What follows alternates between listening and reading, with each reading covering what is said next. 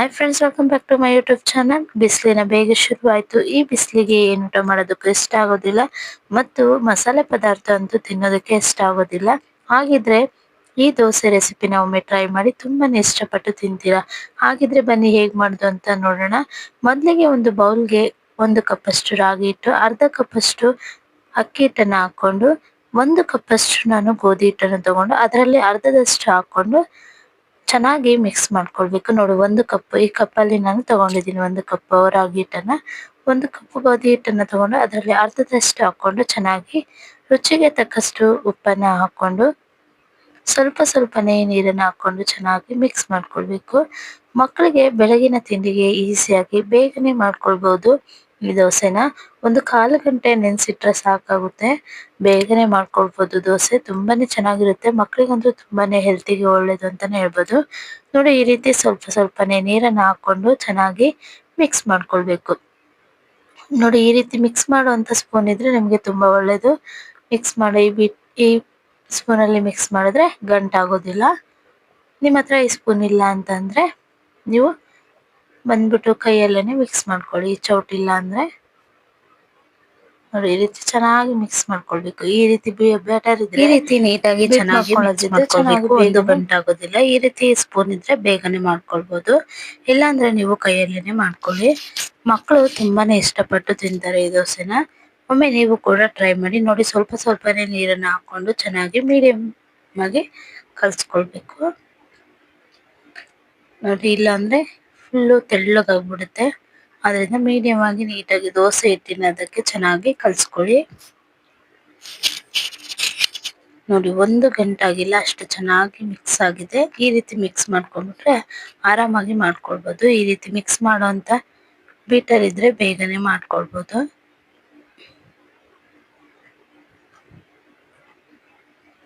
ನೋಡಿ, ಎಲ್ಲ ಚೆನ್ನಾಗಿ ಮಿಕ್ಸ್ ಆಗಿದೆ. ಸ್ವಲ್ಪ ನೀರನ್ನು ಹಾಕೊಳ್ತೀನಿ.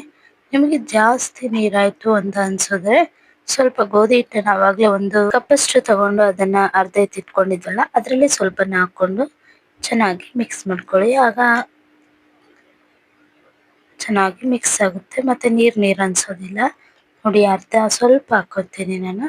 ಹಾಕೊಂಡು ಈ ರೀತಿ ಚೆನ್ನಾಗಿ ಮಿಕ್ಸ್ ಮಾಡ್ಕೊಂಡ್ರೆ ದೋಸೆ ಹಿಟ್ಟು ರೆಡಿ ಆಗುತ್ತೆ. ಇದನ್ನ ಒಂದು ಅರ್ಧ ಗಂಟೆ ನೆನೆಯೋಕೆ ಬಿಟ್ಕೊಬೇಕು.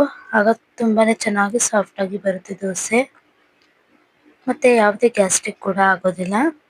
ಸೋಡಾ ಏನು ಹಾಕದೆ ಮಾಡೋದ್ರಿಂದ ಯಾವುದೇ ಗ್ಯಾಸ್ಟ್ರಿಕ್ ಪ್ರಾಬ್ಲಮ್ ಏನು ಆಗೋದಿಲ್ಲ. ತುಂಬಾನೇ ಚೆನ್ನಾಗಿರುತ್ತೆ. ಈ ರಾಗಿ ದೋಸೆ ತುಂಬಾನೇ ಹೆಲ್ಪ್ಫುಲ್. ನೀವು ಕೂಡ ಒಮ್ಮೆ ಟ್ರೈ ಮಾಡಿ. ನೋಡಿ, ಈಗ ಚೆನ್ನಾಗಿ ಮಿಕ್ಸ್ ಆಗಿದೆ ಇದು. ಕೆಲವರು ಅನ್ನನ ತಿಂತಿರ್ತಾರೆ, ಬರೀ ಮುದ್ದೆ ಇಷ್ಟಪಡೋದಿಲ್ಲ. ಅಂಥವ್ರಿಗೆ ಈ ರಾಗಿ ದೋಸೆನ ಮಾಡ್ಕೊಡಿ, ತುಂಬಾ ಇಷ್ಟಪಟ್ಟು ತಿಂತಾರೆ. ನೋಡಿ, ಈಗ ದೋಸೆ ಹಿಟ್ಟಿನ ಅದಕ್ಕೆ ಚೆನ್ನಾಗಿ ಮಿಕ್ಸ್ ಮಾಡ್ಕೊಂಡಿದ್ದೀನಿ. ಇದಕ್ಕೆ ಒಂದು ಪ್ಲೇಟನ್ನು ಮುಚ್ಚಿಬಿಟ್ಟು ಒಂದು 15 ನಿಮಿಷ ಇಲ್ಲ ಒಂದು ಅರ್ಧ ಗಂಟೆ, ನಿಮಗೆ ಟೈಮ್ ಇದೆ ಅಂದ್ರೆ ಒಂದು ಅರ್ಧ ಗಂಟೆ ಚೆನ್ನಾಗಿ ನೆನ್ಕೊಳಕ್ಕೆ ಬಿಡಿ. ನೋಡಿ, ಈಗ ಹಿಟ್ಟೆಲ್ಲ ಚೆನ್ನಾಗಿ ನೆನ್ಕೊಂಡಿದೆ. ಇದು ಈ ರೀತಿ ಮುಚ್ಚಿಟ್ಬಿಟ್ರೆ ಆಗೋಯ್ತು. ನೋಡಿ, ಈಗ ಹಿಟ್ಟೆಲ್ಲ ಚೆನ್ನಾಗಿ ನೆಂದಿದೆ.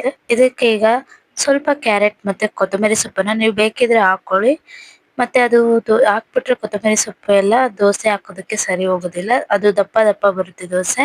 ಆದ್ರಿಂದ ನಾನು ದೋಸೆ ಹಾಕ್ಬಿಟ್ಟು ಆಮೇಲೆ ಅದ್ರ ಮೇಲೆ ಸ್ವಲ್ಪ ಆಲ್ಟ್ರೇಷನ್ ಮಾಡ್ತೀನಿ. ನೋಡಿ, ಈಗ ನೆಕ್ಸ್ಟ್ ಇದು ಹೆಂಚು ಕಾಯಕ್ಕೆ ಇಟ್ಟಿದ್ದೆ. ಹಂಚಿಗೆ ಈಗ ಸ್ವಲ್ಪ ನೋಡಿ, ಈ ರೀತಿ ಈರುಳ್ಳಿನ ಅರ್ಧ ಕಟ್ ಮಾಡ್ಕೊಂಡು ಒಂದು ಸ್ಟಿಕ್ ಅನ್ನ ಅದಕ್ಕೆ ಹಾಕೊಂಡಿದ್ದೀನಿ. ಕೈ ಸುಡಬಾರ್ದಲ್ವಾ, ಅದರಿಂದ ಇಟ್ಕೊಳೋದಕ್ಕೆ ಬ್ಯಾಲೆನ್ಸ್ ಸಿಗೋದಿಲ್ಲ ಅಂತ ಹಾಕೊಂಡಿದ್ದೀನಿ. ಹಾಕೊಂಡು ಚೆನ್ನಾಗಿ ಎಣ್ಣೆ ಹಚ್ಕೊಂಡು ಹೆಂಚನ್ನ ಸರಿಯಾಗಿ ಬಿಸಿ ಮಾಡ್ಕೊಳ್ಬೇಕು ನೀಟಾಗಿ. ಇದು ನಾನ್ ಸ್ಟಿಕ್ ತವಾನ ನೀವು ಯೂಸ್ ಮಾಡೋದ್ರಿದ್ರೆ ಎಣ್ಣೆ ಹಚ್ಚೋ, ನೀವು ಏನಾದ್ರು ಈ ತರ ಕಬ್ಬಿಣದ ತವಾನ ಯೂಸ್ ಮಾಡ್ತಿದ್ರೆ ಎಣ್ಣೆನ ಹಚ್ಬೇಕು. ಇಲ್ಲ ಅಂದ್ರೆ ದೋಸೆ ಬರೋದಿಲ್ಲ ನೀಟಾಗಿ, ಎಲ್ಲಾನು ಕಿತ್ತೋಗ್ಬಿಡುತ್ತೆ. ಆದ್ರಿಂದ ಈ ಕಬ್ಬಿಣದ ತವ ಒಳ್ಳೇದು ಆರೋಗ್ಯಕ್ಕೂ ಕೂಡ. ನಾನ್ ಸ್ಟಿಕ್ ಅನ್ನ ಯೂಸ್ ಮಾಡಬಾರ್ದು ಅಂತ ಹೇಳ್ತಾರೆ, ಅನೇಕ ವಿಡಿಯೋಗಳಲ್ಲಿ ನೋಡಿದೀವಲ್ವಾ. ಆದ್ರಿಂದ ಈ ರೀತಿ ಕಬ್ಬಿಣದ ತವನ ಯೂಸ್ ಮಾಡಿದ್ರೆ ನಮ್ಮ ಆರೋಗ್ಯಕ್ಕೂ ಕೂಡ ಒಳ್ಳೇದು.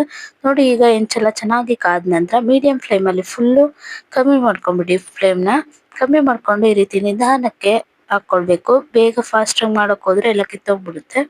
ನಿಧಾನಕ್ಕೆ ಮಾಡ್ಕೊಳ್ಳಿ. ತುಂಬಾನೇ ತೆಳುವಾಗಿ ಬರುತ್ತೆ ದೋಸೆ. ನೋಡಿ, ಇಷ್ಟು ಚೆನ್ನಾಗಿ ತೆಳುವಾಗಿ ಬಂದಿದೆ. ಇದಕ್ಕೆ ಸ್ವಲ್ಪ ಕೊತ್ತಂಬರಿ ಸೊಪ್ಪು ಮತ್ತೆ ಸ್ವಲ್ಪ ಎಣ್ಣೆ, ಕ್ಯಾರೆಟ್ ಅನ್ನ ಹಾಕೊಂಡು ಚೆನ್ನಾಗಿ ಒಂದು ಪ್ಲೇಟ್ ಅನ್ನ ಮುಚ್ಚಿಬಿಡಿ. ಆಗ ವೈಟ್ ಗೆ ಬರೋದಿಲ್ಲ, ರಾಗಿ ದೋಸೆ ಅಲ್ವಾ ಇದು, ಅದರಿಂದ ವೈಟ್ ಗೆ ಬಂದ್ಬಿಡುತ್ತೆ. ಆದ್ರಿಂದ ನೀವು ಒಂದು ಪ್ಲೇಟ್ ಅನ್ನ ಮುಚ್ಚಿಬಿಟ್ರೆ ವೈಟ್ಗೆಲ್ಲ ಆಗೋದಿಲ್ಲ. ಮತ್ತೆ ಸ್ವಲ್ಪ ಎಣ್ಣೆನ ಹಾಕೊಳ್ಳಿ. ಎಣ್ಣೆನ ಹಾಕೊಂಡು ಚೆನ್ನಾಗಿ ಈ ರೀತಿ ತಿರುಗಿಸ್ಬಿಡಿ.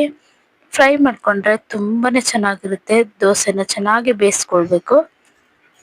ನೋಡಿ ಎಷ್ಟು ಚೆನ್ನಾಗಿ ಬಂದಿದೆ ಅಲ್ವಾ, ತುಂಬಾನೇ ಸಾಫ್ಟ್ ಆಗಿ ತುಂಬಾನೇ ಚೆನ್ನಾಗಿ ಬೆಂದಿದೆ ಈಗ ದೋಸೆ ಇದು. ನೀವು ಹೈ ಫ್ಲೇಮ್ ಅಲ್ಲಿ ಇಟ್ಕೊಂಡು ಬೇಯಿಸ್ಕೊಳ್ಳಿ. ಸ್ವಲ್ಪ ಹೊತ್ತು ಮಾತ್ರ ಮೀಡಿಯಂ ಫ್ಲೇಮ್ ಅಲ್ಲಿ ಇಟ್ಕೊಳ್ಳಿ. ಪ್ಲೇಟ್ ತೆಗೆದ ನಂತರ ಇದು ಹೈ ಫ್ಲೇಮ್ ಅಲ್ಲಿ ಇಟ್ಕೊಂಡು ಬಿಸಿ ಮಾಡ್ಕೊಳ್ಬಹುದು.